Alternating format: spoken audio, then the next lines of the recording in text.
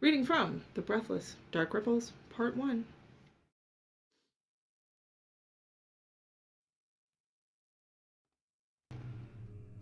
Chapter 2. Vigilant. It wouldn't do for Greg to find out for sure he's really crazy now, would it?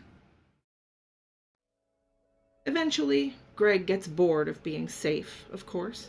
He may be whatever this is, and he may sport worrisome little wings of silver at his temples, but he's still young, barely 22, and full of untapped energy. It doesn't take much convincing for him to start going along with a few of his new mates, to pubs and the occasional dance club. He figures that little Sherlock must have a bedtime after all. The club's music is pounding on one such evening, when a beautiful girl takes an unexpected interest in him. She's tall and willowy, with a lush fall of thick chestnut hair and giant dark eyes that seem all-knowing. She sways close and grabs him lightly around the waist, somehow taming his awkward bounces into something that almost looks like real dancing. And when she leans close to be heard over the beat, Greg's pulse trips over itself. "I'm Nadia!" she calls into his ear. He twists his neck to return the favor. "My name's Greg." "I think your silver is sexy, Greg," she says next, shocking him into nearly tramping on her foot. They dance together the rest of the night, and when she smiles at him, it's like sunshine. They start dating right away, falling into a cozy relationship with almost none of the effort his previous girlfriends had required. Greg's jumpy at first, leaving himself a perpetual exit route in case the air in the room suddenly disappears.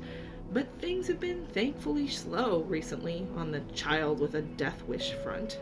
Soon enough, he's so comfortable with Nadia that he very nearly forgets to even worry about Sherlock. One lazy Saturday afternoon, about 6 months on, she's sitting sideways across the little 2-seat sofa in his flat, flipping through a thick paperback book.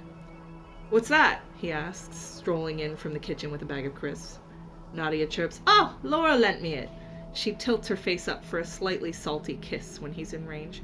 "Meanings of names, going back hundreds of years. There's a lot of really interesting stuff in here." "Yeah? So what's Nadia mean?" Guess." "Unbearably sexy." "You muppet," she giggles, raising her legs so that he can slide underneath. When they're settled to her satisfaction, she tells him, "Nadia means hope, and my middle name, Renee, that's to be born again." I like that a lot. It's nice," he agrees. "What about me?" "Ooh, yeah, let's see. Gregory. That means vigilant. Not bad for a copper, huh? What's your middle name, then?" He wrinkles his nose a bit as he tells her. "Theodore." After a moment's page-turning, she makes a little noise under her breath and reports, "Theodore, divine gift." He laughs loudly, surprising himself. He can't help it, and he isn't able to explain to her why he finds it so very funny. The quiet period lasts a surprisingly long while. There are only about 7 incidents involving Sherlock over the space of the next 30 months or so, and Greg's relationship with Nadia flourishes right along with his first few years as a full-fledged constable. But the serenity ends with a vengeance when autumn rolls around after Greg's 23rd birthday. Suddenly there are 3 ripples in the space of 2 weeks.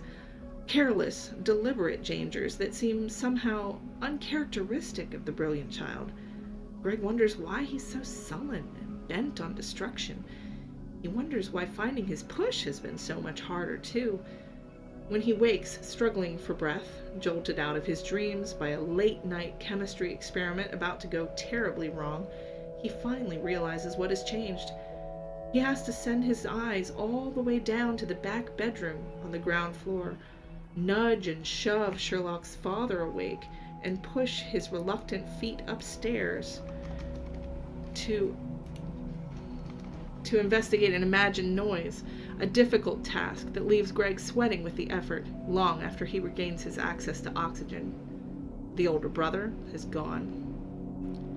3 days later, he's over at Nadia's flat for dinner when a ripple hits him mid-bite. He has time for only a shocked exclamation of "Fuck!" spitting his unchewed morsel of goulash unceremoniously onto the edge of his plate before ducking sideways to fight through it. When he comes back into focus, his girlfriend is hovering helplessly over him, eyes watery and wide with concern. "Sorry," he wheezes. "Not your cooking, I swear." "I should hope not.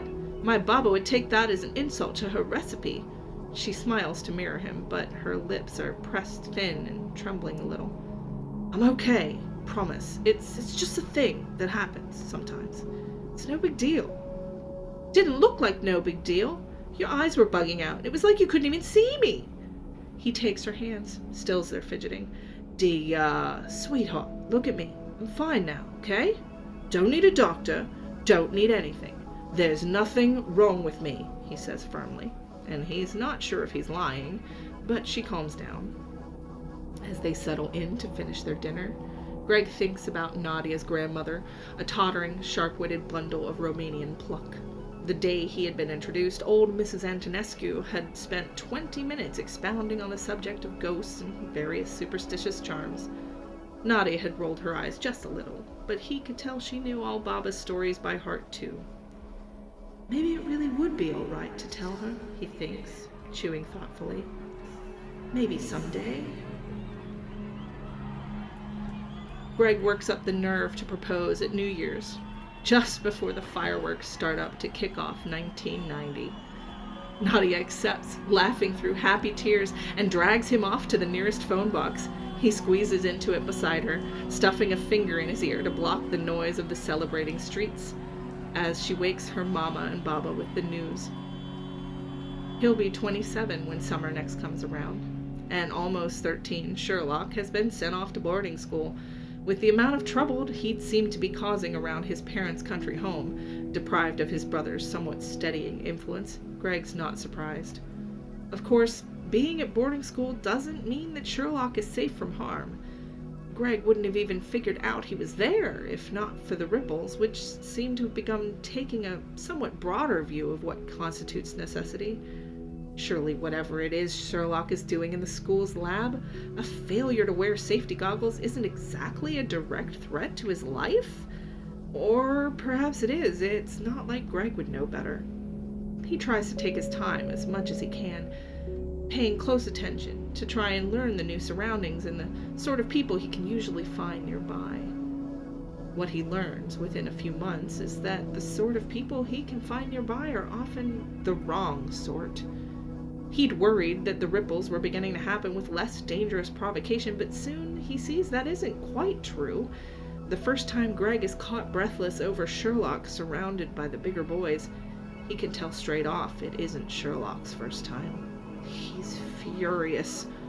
Greg comes to hate them right away. They're all children, just boys, but they are so bloody cruel, and they target Sherlock at least once a week, although it doesn't cause a ripple every time. The one with the thick nose and the flapping jaw repeatedly crows, "Holmes!" during his taunting, so that's some new information at least. Sherlock Holmes, what a name. Greg is tempted to do a record search at the station, try and figure out what school it is, but he's stopped by superstitious fear. It wouldn't do for Greg to find out for sure he's really crazy, now would it?